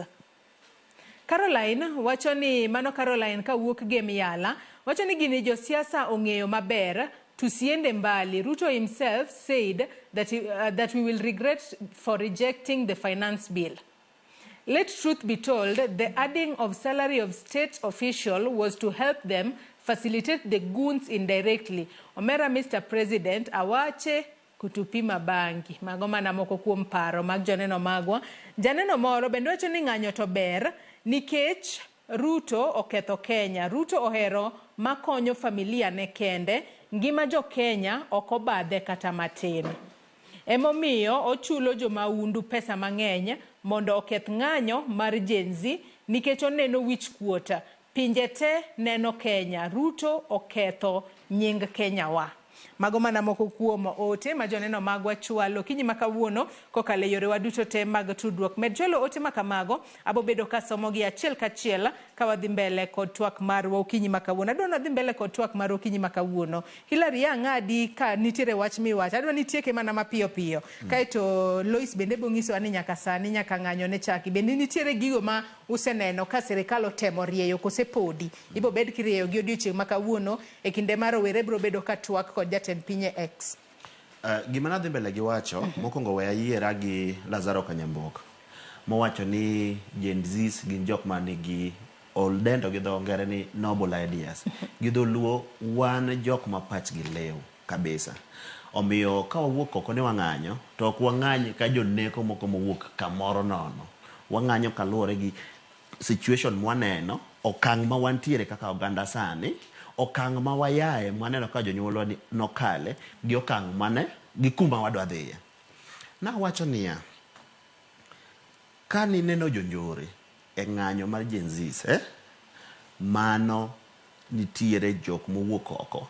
Gin jok matiyo gi sirkal, kata jok mapingo sirkal, mondo giusnwa luoro. Mondo giketwa wanen ka criminals. Mondo an kang'o bi odiya, to duonda miwinja wuoyo godo gi chirni, oket oling' thi kamoro, jok moko bi usone gi luoro. To Lazaro Nyamboko wacho niya, ok inyal gori gi noble ideas. Idea masano osechopo, ok inyal tamo. Omiyo, we'll just move on regardless of whatever is going on. Lois Korkakori, nitiere gik mopogore opogore mane Gen Z dwaro. Mokwongo ne en reject, not amend finance bill. Mano jatend piny Kenya nogoyo bade piny, abo wacho ni yes. asewinjo ywak jo Kenya, asewito oko paro mar chik mar omenda. Kata kamano rowere pod nowuok oko ka koro giwacho ni Ruto must go. Gino mabende Abunde owacho kae ni ok en gino makare kalore nitiere process. Ok nyal gola jatend piny kamano kaluwore koda kaka rowere nowacho ni pod wabo medo ng'anyo ka koro ok wadwar ni ogol paro mar chik mar omenda, but koro wadwaro ni jatend piny Kenya owuoge telo. Bende naneno moko kuom demands mane Gen Z ondiko piny ka gidwaro ni okete tim. Nyaka sani jumbe 3 koro. Bende nitiere moko manyalo wacho ni nitiere light at the end of the tunnel ni bo bed kitim. Erokamano ahinya Joyce. Onge gima sirikal osetimo. Adieri ber. Ineno ng'anyo mane wang'anyo godo ni ok ochako sani. This thing has been boiling. Ineno. Chakre finance bill ma 2023-2024. Magi mano hinyo ji, no hinyo jopiny, ne ji oywak, wago koko ne wabunge, kiku kal. Wabunge ma wane mwayiero, akia ni ji 3 moluoro gigo manya yiero gi, ma gidhi od bura mamalo. Gipuza, giweyo, gidhi e doho mamalo. Sani wane ng'anyo, wang'anyo mwaketo gik mwadwaro mbele. President notimo maber. Ogolo press release twice. Ntie mano wuoyo gotieno mwa complain ni ok wawinjo gima wacho. Kinyne owuoyo saa 10. To ko wuoyo saa 10 nitiere difference. Ker no wuoyo saa 10 gotieno. Tiwinjo ni MPs dhi recess chieng' no gokinyi. To kopo ni bill ni itere e od bura mamalo, en gi ndalo mowinjore okaw kae noko. Momiyo kanyo I disagree gi jiranda kijana mineno betkan. Gino winjore tiek ndalo 21 e chik. Wan gi wakili ka ang' ne lerno. To MPs wa sani ni e recess. Giduogo dwe ma wantie ni ka rumo. Koro ng'eni ya nitiere chik mowinjore olu. Kopo ni bill ni obedo oko mandalo go kalo. Kodok e bunge, to jo bunge timore nade? Kale. Mano konyowa koso konyowa. Nikech gika kamane wawacho ne ok wadwa te, oduogo e system, ringo. Ang'eyo ni wawuoyo kaka ojende, kendo jogo ma medo ker paro, winjo wa wawuoyo, and they are sourcing ideas from youths. To gima Mr. President winjoro tim, ma kwayo kendo advice mamiye. Otelo ne jo Kenya. Ji 50 gi wiye. To wan gi jomoko moluore ka. Jomoko mok chop kata par. Mok chop kata kura. Ma kata wuod achiel. Kero winjoro winj ji. Owinj jopiny. Nikech ginie, waling, wawinjo, warite mondo o implement. He didn't even do anything. Nyoro, iwinjo ka ondiki ni omed MP salary. To ker ne manyo wacho ching chako wuoyo ni is ready makata eno sache inyang'ade. Kata kamano chenro mar medo sara no chungi kalore ni SRC no di gazette gino mane gised di gazette ka giwacho ni piny tek ok nyal med jod buro sara ok nyal med senators sara ka achiel kod CAS to piny Kenya ni matek gi sani. Kata MPs gogo no dage. Ng'ato kaka Honorable Felix Oluor mong'ere ni Jalango no wacho ni mnataka tuuliwe nikech oluor. Macha nyiso ni ya gisechako fwenyo ni jopinye manogo negi kura ok jok moluorogi. Kero winjoro okaw serious Gen Zs. Onge gimoro ni leadership makiny. Wan Gen Z wane ballot papers 2027. Kaka wan kani ng'ata madwa chung women rep madwa chung ward, we are ready because wasemiyo ga jotendwa gi time mondo gi deliver and they not delivering. Gibire dala gigete matenda gidongo moko wuoyo marach. You even ask yourself, if you become a politician, rieko moro weyi mondo koro kiduogo iwache gigeni. It doesn't make sense. Nyoro ne ker ne gi cabinet state house. Iwinjo ka giwacho ni gidwa trimline moko ni state departments moko, some of the PSS gi cabinet secretaries mondo gi merge together mondo at least pesa obedi. Kenya ka okshida ok en pesa Joyce. Problem in Kenya is the expenditure. We have money. Sani koro wane ng'anyo diriye week. Idwa tax na to biashara waloro. Waloro biashara Tuesday, waloro biashara Thursday. Joma loot be loot. Politicians mineno oro ji no loot gi. Osoro for example, mano MP ma South Mogirango. Nondiko X mare ni ya, I'm going to vote yes. Nikech amor omeda million moko e wiye maromo 5. Apenjora niya, million ni mare koso ne mar constituency? It is not right. Oko gima ber. Sirikal to ber. But jok mos around sirikal ka gin jodonga ich. Ng'ato biro gi gire moro modwaro, en gi project ne moro dala, ogedo, koro dwaro ni ocham pesa. Oko gima, ata mor gi MP nani ya, no vote no. No ng'eyo, odhi luoyo mane kodhi dala. We are very happy and proud of him. Kendo MP na iluongo ni Tom Mboyo Dege Manyatike, kendo en jagoro mare jogo mochung'ne jo civil servants. So Duoko ero kamano. Devina korka kori be iparo ni ng'anyo ma jo Gen Z osebedo ka ng'anyo di bose nyago lemo mora mora nikech odiochieng' manyoro nowach ni Gen Z kik wuog oko we wadoga ne drawing board wari strategize. Bende nitiere gino manyalo wacho ni yes wang'e ni olemo mokwongo mano nyago en mano mar wito oko paro mar chik mar omenda. Kopogore kod mano bende nitiere olemo mora mora mosenyago kotudore kod demands mane Gen Z ondiko nikech ne gin demands mang'eny ahinya. Kalure ga nitiere paro moro mana adwa ni wariwre komondi. Iwacho ga ni bill kose ka president okochwoyo koke to o hold mar 21 days ni obedo law. But ingeni sani MPs of the recess. Ko ingeni gino na dhi bedo law kane president o hold bill. Lakini ingeni oko hold bill oko bedo kode oduoke ne jod bura. With recommendation, yes. Delete all clauses. Yeah. Okay, lakini donkoro chelo ni osechako duoko wakanyalo wacho ni be ng'anyo osekelo duoko ne Gen Z. Osechako nikech mano okang' mano timo mokwongo mar tamore no at least, lakini sani Joyce kata Ruto tem nang'o, but Gen Z wamedo edit list wa pile demands wa like nitiere tamoro mwatiyo ga godo kwa ng'anyo wacho ni in fact we are not coming down, it might even get worse. Hotter. Kuri ngani list wagi medore. Koro kata ka president nono wokodwa samoro jo Gen Z wasungore gani ok wadhi riwore Twak, lakini kata sani kawuono saa 8 wadhi riwore kode Twak, wantiere kanyo wada neno ni be odhi duoko wa, lakini gimoro ma asefwenyo kaka un kode gina chiel. President ko gine ex kachacha dibed ni ohaya bots ne moko mawuoyo ne maiki kosotimo nang'o. Angwa bedo waneno ni ang'o mabobedo katimore mano kochakore saa 8 mar odiochieng' ma kawuono. Juliet in korka kori katudere kod kaka isewinjo kaka jowete bende wuoyo odiochieng' ma kawuono. Bende paro ni ng'anyo ma kamano osechopo kumoro makoro sirikal wacho ni yes Rowere are the future of Kenya to Rowere wuoyo we koro wawinjgi maonge ni koro sirikal tiyo kod agoko gine magitimo gi magidwaro. Apana dhiye gimano ntie okang' mano ka sirikal osekao. Kowe kata we moko chuo koke no. Okang' mokwongo no wacho ni offices go gidhi bet piny mondo gine gima gitimo. Nikech king'iyo kata the offices mag CAS, those are unconstitutional offices. Monego beni gigolo oko. To ne wacho ni gidhi bet piny kendo gidhi wuot. Ano kamano en okang' ma jatendwa osekao. To kata kalure kamano waneno ka okang' ma nini bokao owinjowa obet piny mowinjo kwayo mar jopiny ko wacho ni oyie mondo mi o hold Twak gi jo Gen Zs. Ano kamano be okang' ma kerwa osekao. To apart from okang' mosekao an gima neno ni kata no wacho ni expenditure mano is one of the problems ma wan godo. To kata ko expenditure no ka gima ketho wa mahinyo wa sana en mibadhi en gima inyowa sana in terms of development. Kasto gin competency.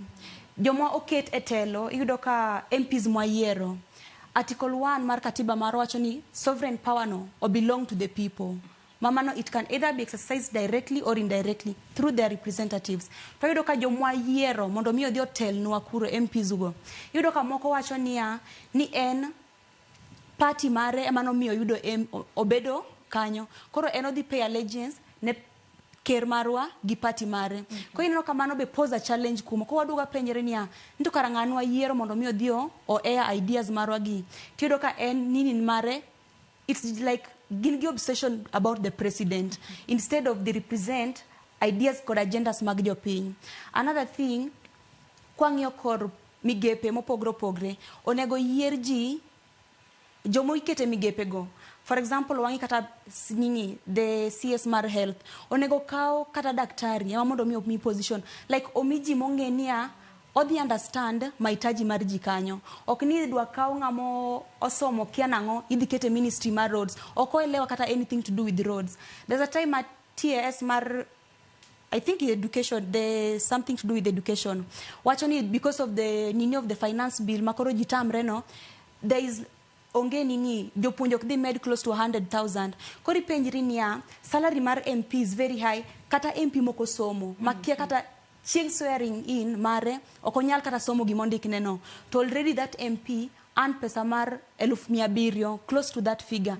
To daktari, tino kata interns, doctors manti intern, salary gibedo scrapped off. Like idiogi, jopunji salary ma jopunji earn, it's like a peanut. To inyo ni MPs, I think the salary, first of all, should be reduced. The salaries of the MPs. Nikech magi kao salaries mangeny, onge gimagi konyo. An MP nama abondo, onge gimanini. MP mabondo, onge gimosetimo. Mano Dr. Chanda, to kanyo dio vote yes. Then like ni, o vote yes, omoko ni the finance bill, kiana ngo the road see the bill, onge nderni osebedo in that position. Nderni mage mosegero. Onge gimosetimo. Kanyo to dio odielo yo vote yes. There is nothing mose konyo godo ji. Gimongeo en mana di chiwo duma motope skunde and everything to show ni mano motimo. Man is where now the MPs failure. Kaso another thing also to talk about issue mar kadwa jonjore jo mani nigo. Onego bed civic education mondo mi opuonj jogi. Nikech sama ja siasa osemiye 2,000 kata 3,000, gini dhi konyi gango. Tingi maber ni the imposition ma the levies and oshuru mi dhi ket gi dhi inyo familia mari. For example, kata wachak gi the sanitary towels. Mar to add the 6% on it. Already at the price of 80, 100 shillings, kidhie gwenge kucho, ji ok nyal afford that amount of ok nyal afford that money to purchase. You know, there's still a challenge. To already idwa impose another nini. Koro maine no kaka oppose a challenge. To mane mapod ji ok ne. Ini dhi kawe 2,000 no, kiny. Idwa dhi nyiewo gik moko ma expensive, ikia kiny dhi dak. Onego ji kata guns mabedo hired go, patch gi onego yawre matut. Mondo ging'e ni ma cause magic fight ni, cause mar gimoro achiel. Koro kasto jo siasa be onego wan gi joma wach ni gin jomo fuo mang'eny sana. Gikia gima notero, gikia kaka express agenda mag jopiny. Koro mano be onego ji look at. Kendo namor kaka yudhe no wuok, ojende no wuok, mondo mi giriwre parachiel. Ok gi allow tribalism mondo invoke. Ing'eni choni wacho ni joluo moko bete ndara. Nikech usupport baba kia nango. To sani gini oriw kabinde. Design mane jo Eldoret yo kumaruto ai no wuoke mang'eny. Iwacho no dhiero kata ji. Omiyo ojende no wuok kendo waneno ka giwuoke parachiel mondo mi wa fight for the same cause. Koro mane gik ma onego wa still push. Kasto accountability and transparency. Mane gima wa fight. Taxes ikaw. Yes, jokota amre chulo taxes. To where is the transparency? Like government marwa cannot be held accountable. President itere debate, ipenje money. Doge omino ma okonyal riere tir giweche to do with maybe expenditure and everything. Odwe mana teri kamai. Koro mano is one of the things ma we demand accountability. Taxes who collect, how are these taxes being used? Ere kaka itiyo kod gi mondo mi gikony jopiny. Mano is one thing monego beni jotendwa put into account. Ilero kanyo makare ahinya kendo aneno ka kata Elfaz kanyo obedo bati obuonjo. Elfaz in bende idwa mulo wach mar duoko mar ng'anyo. Nyaka sani bende waseneno gimoro amora mwanyalo wacho. Kod mwanyalo wacho ni jatend piny ero koro temo we koro wan kaka Gen Z wadoga ne piny. Wari strategize mar mondo mi wane ni ka ok ochop kare to kendo wanyalo pango kaka wanyalo dok e ndara. Nikech ang'e ni Gen Z nitiere kaka yande organize yourselves yo makare. Nikech iwacho ni Gen Z akia ni chiew sa beach. Kata chiew sa dek, kose chiew sa dek to ng'anyang chakore gimoro sa beach ka koro kokuchako mole town. Udonje town achiel kachiel gi Uber. Erokamano Joyce.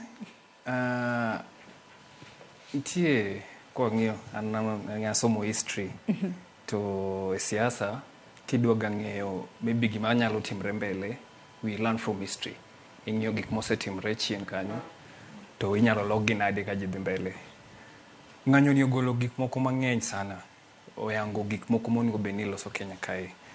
To kwanya kuma Juliet ochako gono kar youths participating gi weche accountability. Anamor kwanza.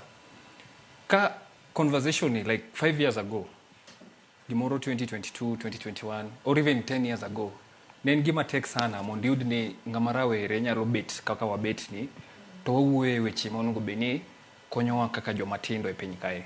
Actually kata ni kani timo interview kapok ni Gen Z timo protest ni penye kijana moro amora street kae obuduoki ni en onge kura okonyal kawo kura nikech kura gima kura dhi konyego onge gima kura dhi konyego.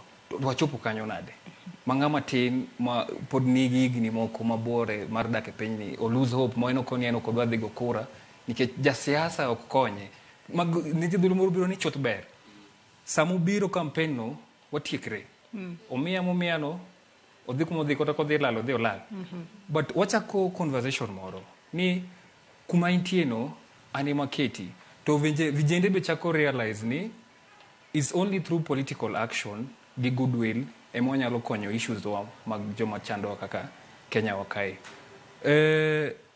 Gimoro mar ariyo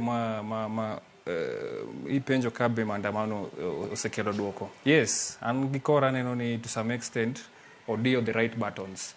Ni oker mar piny no duoko bill no mondo duoke parliament gi scrap gik magitimo go wadwaro bill manyien kok nyal gitigi mane financially amokalo. Kana somo e gazet makawuono kanyo naneno ka gipropose ni gidwa ni giduok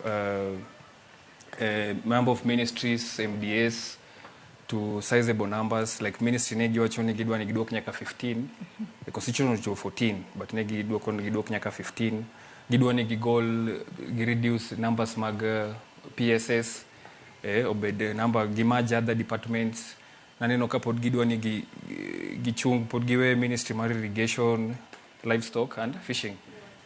Inge gima ji kia ni okay we need those changes it's a end step maber mar loso gigo but gima duong kae ma ji okonigo pach ji ae issue ni okena ena gi Ruto kata ngani ne abunde wado kane wacho ni ji wacho Ruto must go to there's a process ma igolo go ker which is true but a talk Ruto must go okni Ruto must go ni koro kata kodhi ngato nyalo bedo kanyo to pod wadhi bedo gi problems ma pod wan go ni Ruto must go otingo weche mang'eny Ruto must go otingo joma onge tich Ruto must go otingo wadwaro corruption man Kenya ka oloki Ruto must go wadwaro accountability manyame no wacho kae Ruto must go wadwaro ni we need Ruto kano donje telo notingo mama wacho ni administration ne okobotio gi police mar duodo criminal justice system no wacho makata jatende ma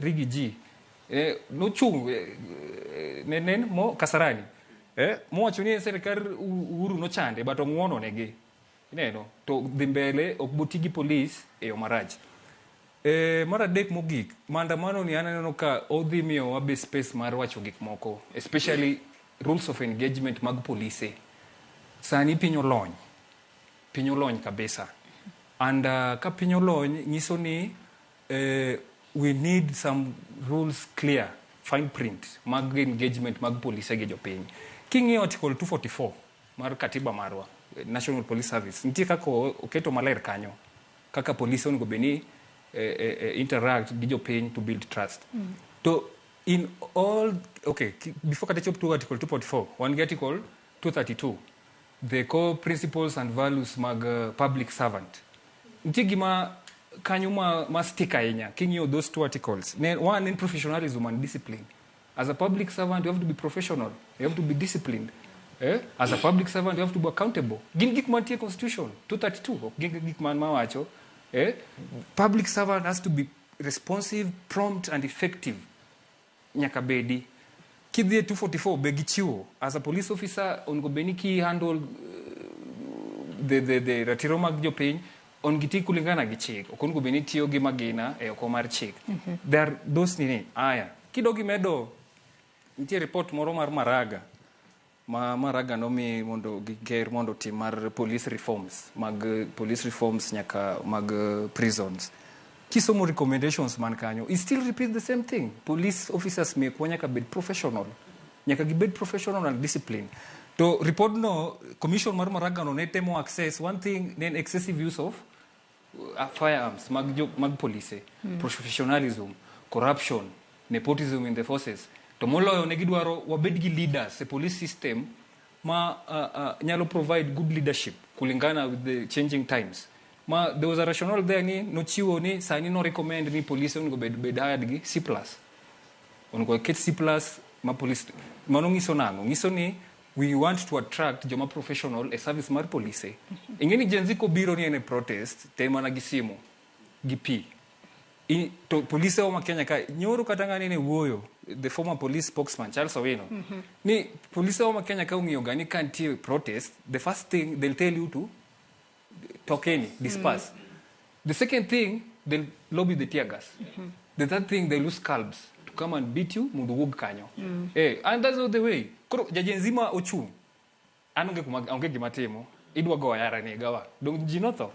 So wadwaro leadership moko ma joma professional mosomo ma nigi ilongo nango critical thinking gi decision making abilities manyalo bedo ni in such situation ginyalo handle yo mane. To moloyo mata wacho jopiny owinji gi police oningo opunj police wa kako notimo crowd policing. Na notice there's a big gap about crowd policing in Kenya. Police wa kia handle crowd. They don't have. To kano lerre no nenre, mano kumane kero ni kochago. On kochagi koome. Oter koome training. Koko nyariembe otere training. Deputies nego bendo koko nyariembe otere training. Opunji ginia, nane no kakata nyoro kindiki ne temo pimo. Kaka jino donje parliament gimari West mar 2021. Two different things. Yes, okay, it was a protest. But ingeni mache was a political ni ngatone okumor result manotimango. This is different. This is about people, issues concerning the people. Ingeni mache was a section of disgruntled citizens wanamenoni no magi kora. To man maro no rumo 2022. Jino nganyo ma joma kono to. Maonge gimane serikal botima joma no negi. In people ma feel ni penywa dhi marach. Jende uwoko oko kawachoni one koro is enough. Usewacho ni one leaders of tomorrow mo aol. One sani abunde koro ribe paro ni nino anno kwa dongi daka matin kende koro ribe paro ni ngayo makama osegelo duoko makare makoro jinyalo bedo piny to wacho ni yes wapam ni jenzi gimiyo Kenya okaw direction machielo manyalo no ni jotelo mabiro kata bange yiero mahiga mar 2027 ogibi bedo ni gin jotelo makose donjo e telo to gimanyo mana ne igi kende to giketo maslahi mar jopiny mbele moloyo dwaro margi. Yes, waneno duoko maduong' sana.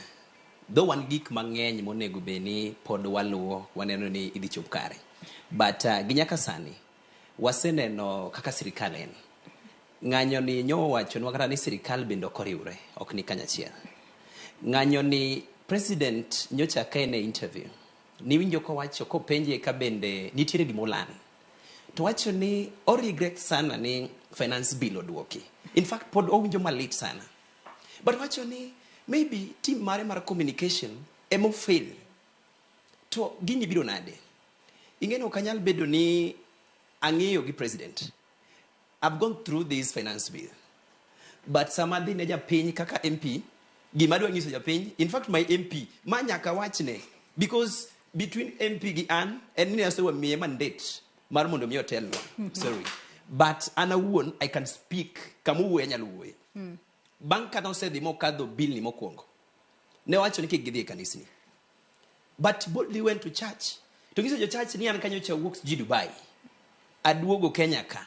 Tunge ngamo gochona ni kwakia ni kero gochona adi machamo dina ka chamo dina tangise ni gol levy mar steward gol mango to ogolona koro dani pura dia wachno and wan kaka japiny wange maber ingeni mine wagi kata de wagi samoro Kiswahili gi winj maber samoro gi winj English to wan emomiyo samiyiero ga MP ko wuok game to wacho dholuo manimba Masamodi owacho ni nyocha kane bunge to mai mano wachi to translate ne japiny mondo japinyo have the right copy. Koro winjo. Koro team mar president bill ni dok wapinge kabe no ber sani kato ber kato rach wano kwanyal gi joma no ng'e notimne nade noko dhi e ground mongiso japiny sama wadhi kauma mai mwadhi min return. You get that? Sama wadhi keto this tax to mai madhi biro. To barkata ne giwach mano pod wadhi bedo gi to nikech osebedo katimre to pesa wa ikwalo. Ngato ngisi ni wang ni omiwa like 38 billion, 380 billion. I mean million. Mawakil nuka. Talking your constituency, development matimre constituency, people are just doing renovation.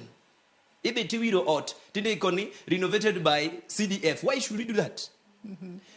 Gima MPs gyonego ngeni nganyo wanyo atimoni ongeni wangeyo ngat manyalo dhi to fight ne japiny gi ngat manyalo dhi to fight for his own interest. Nyoche winjo there was allegation no make it to 20 million. I mean 2 million. MP na gima timo anytime odhi ground tomiyo dhano 200 shillings. Gi piny masani 200 nyalo timi ni nade? Kinge maber ni in MP matiyo. Why do you need to give people money same dhi e gweng? Pesa ni kelo mondo odinu wangi ni ane maber nikech ane makabiro kaka tami pesa. Ngane ma joma biro ga gimi ugadi. Yo gika wacho ni wang ni kure college 2027. Wadu wange ni ngama golo pesa mainga wadi. Japinyo ya wiye. Sami mi that 200 ima yi 1000. Iwinjo. Imi 200 tima yi 1000.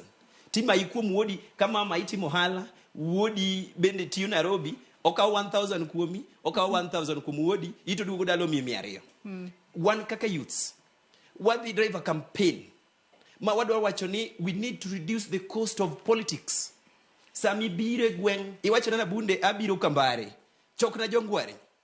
Adis jongware ni ngane biro to dwa wuoyo kodwa. Usne jogi agenda ni kaber. Why do you need to give them money? Kaber gibro wacho ni ngane nyo wuoyo to kako wacho cha. Ngacha nyalo loko sura mar gweng waka. Winjo. Mar ariyo. Hilary no wacho ni kano dhi nganyo no land. I believe there is something I learned. Police officers gin be gin dhano kawan. And in fact, an ka pachana paro ni wang ni kwa dhi nganyo. Wadonya ki police station wakaw familia gi to amegi placards. Giting ni anan wood police, anan nyar police, an baba nen police, kata nera nen police. Sama gisebet mbele cha. If you want to shoot, know that you're going to shoot your relative. Know that you're going to shoot your son. Mano dhi miyo police ongeni gini atiko de maber. Tuesday no kana wanenganyo, di police moro mane orwako lep dala. To gone sim no wadu neka. No iwak marach mo wacho ni adhi gokoka awe tich. Manyiso no bende, yani gini kitimo ne ngato to ber.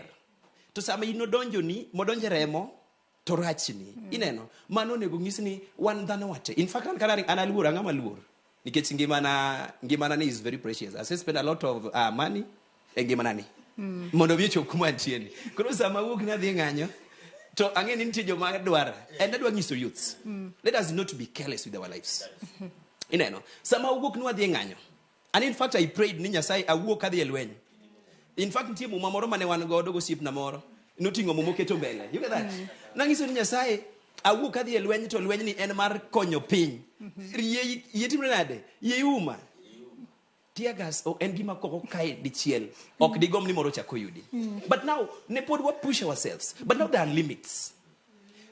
Police gi bende gichalo guok. Ntie guogi moko ma kapodo ling. No, this is a good example. Ntie guogi moko ma onyalo ninda to rito mondo mi kwinye. Nitiere samoro ne chopo ni wan koro wangiso ji ni we urubagi gikite.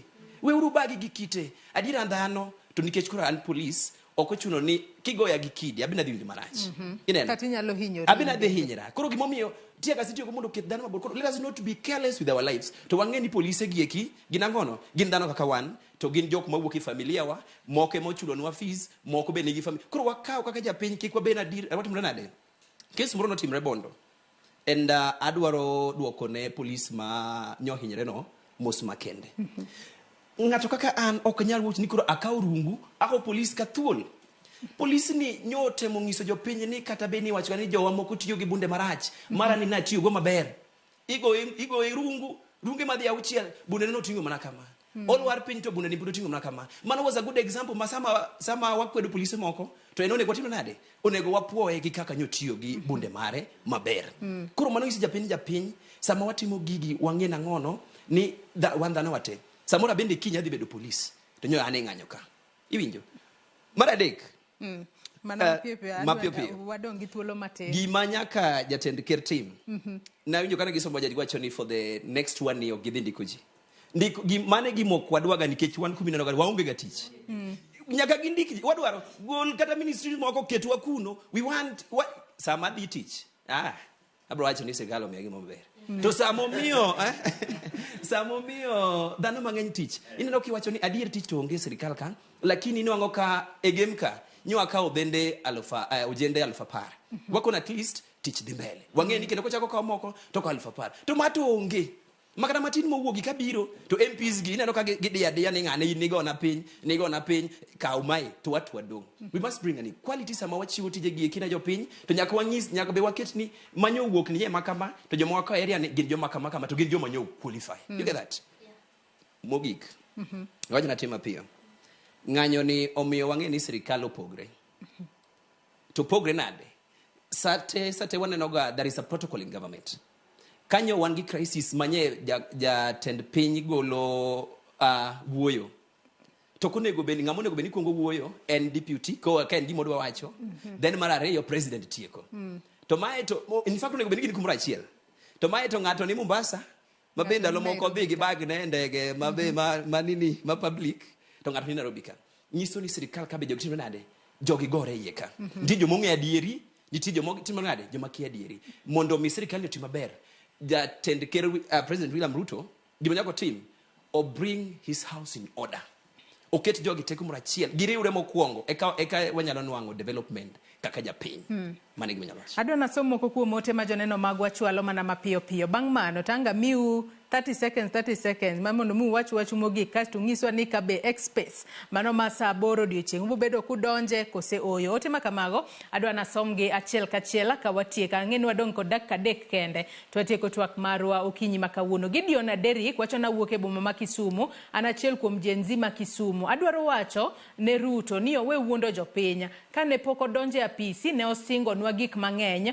to koro sani pesa madongo emokawo kuomwa Tay Calvins wacho ni olit ka women rep ichulo pesa to nyiri to olak sanitary pads by the way penjna uru jo Kenya the work of a nominated MP senator MCA Gen Z luoko sirikal we are learned Peter Lunga wacho ni sani wuod Nyakach Bungu Mere wacho ni Joyce Gen Z ema nyalo rieyo Kenya rais nyaka gone gi koko eka Kenya nyalo riere Janeno wacho ni Joyce I can't trust Ruto in my life kitu ya kwanza afanya rudishe bei ya mafuta reduce salary ya wabunge to 200,000 atoe hii mambo ya prime cabinet reduce the expenditure Humphrey Odera wacho ni wawe kawuondore ni wanyalo golo Ruto e telo sani mago mbaka mag tugo Ruto ok nyal we telo sani wamiye uru mana advice kaka dhano Odhi mbele kocha na chiel kachiel uwinjo kaka nyocha CS mar defense owuoyo nyoro be uwinjo kaka CS mar interior owuoyo jopiny biro tho nono to sirikal ni ok bineno mago omiyo nyaka watanga Wilfred Mbao bende wacho na winjo twak maler ahinya ka an Homa Bay ana Opiyo Mbao wuode Nyakacha Kandaria ana yie gi Gen Z nikech wigi lera to penjo mara en ni ere kaka odhi wuoyo gi jo Gen Z wang'eni kauno nitiere Express Gideon Derek bende wacho na wuok Kisumu Nyalenda an achiel kuom Gen Z ma Kisumu adwaro wacho niya sani waonge president because without the finance bill Odhi mbele kwacho ni government no ose lose legitimacy mare. Gima Ruto nego tim gie sani en kama onego resign mondo chiw thuolo ne ng'ato.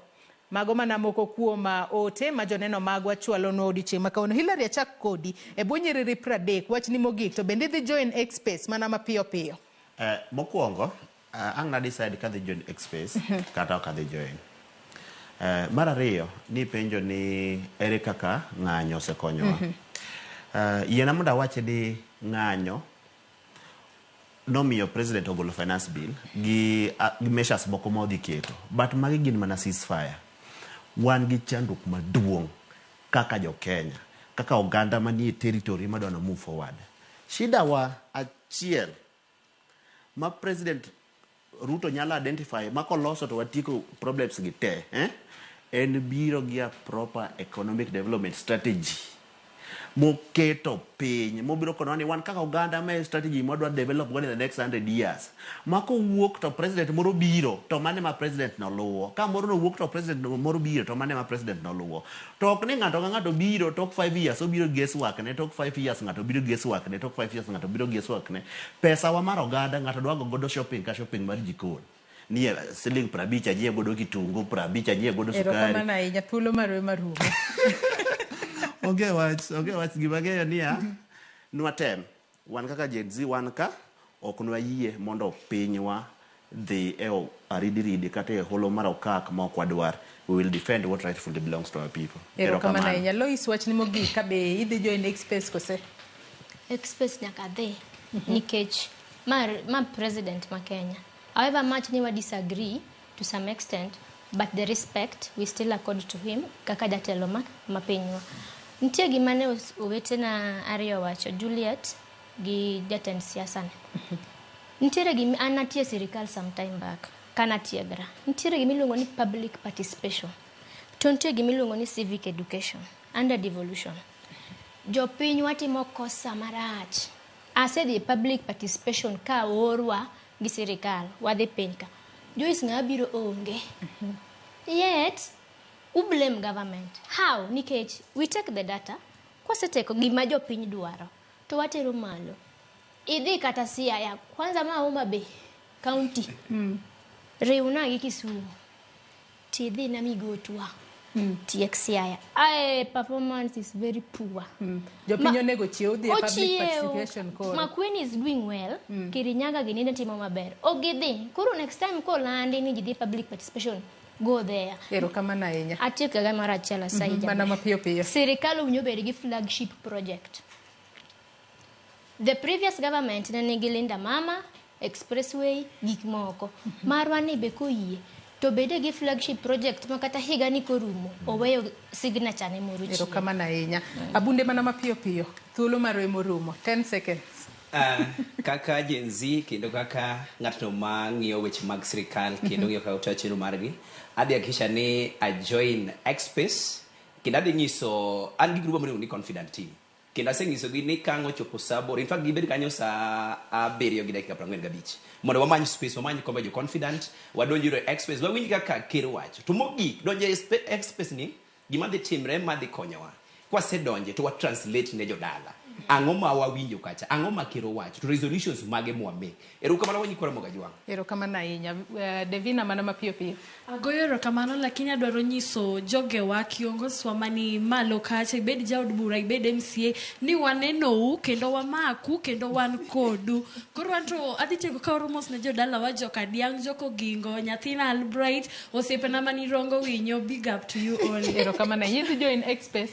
Adhi join, we disagree to agree. Wado winjo mondo waneka wadhi medo list wa koso wadhi cool down. Erokamano ahinya. Elfaz mana mapiyo piyo. Erokamano Joyce. Amana gi weche ariyo mapiyo piyo. Nyamino ne omesho wach county. Adwa biro kanyo mapiyo piyo matin.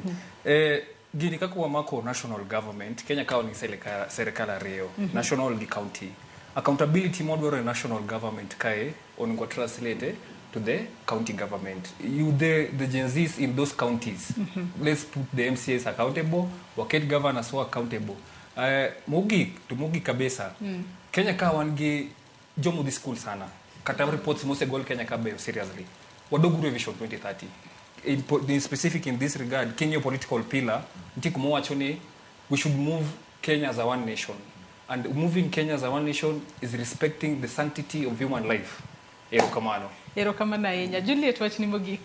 Wachna mogik mokwongo X-Space adhi join nikech wadhi winjo kasto adwa mana jiwo be joma dhi donjo kuro ni samusedhi kuro ang'eni kapo ni yudo microphone mondo mi wuo kiki ang'ena yanyi to dhi bolo lakini at least address facts present the jatendwa gi ideas mudwaro ere gi mudwano will ere gi mudwano ogol. And then another thing kata ko chopo ni wabodhi e yiero onego wayier joma ng'eni are accountable we strive for accountability ng'ato no wacho ni onego the government to have a proper framework kata for a budget ma will be used for even the presidents mabo donjo ye. To mano cannot work without accountability. Okonyal tiyo kaponi okwa kedo mibadhi. Koro mane wamonda jiwo ni mondo jotendwa ubed accountable, represent ideas kata ideologies mag joma notero offices kanyo. Katieko adamoso mama na angeno nena mokalo kena mose kawuona damose aoro ne mos kuma entie nyaka dawa kanena. Erokamano ahinya. Thuolo maremo rumo iriembo wakae. Okay. Thuolo maremo rumo. Director mara nyisa ni thuolo maremo rumo. Kok kama ibo miwa invoice mondo wachule airtime to pesa be waonge godo fukurani. Nyaka Ramogi joange kanye machopo gode giko mar twak maro e chenro mar mbako romo. Erokamano ahinya kuom bedo koda nyaka nachak chenro sa 12 mar okinyi. Sani aneno kanyo ka en sa 5 mar onyangi. Bed kod odiochieng' maber. Oriti masani nyinga Joyce Odur.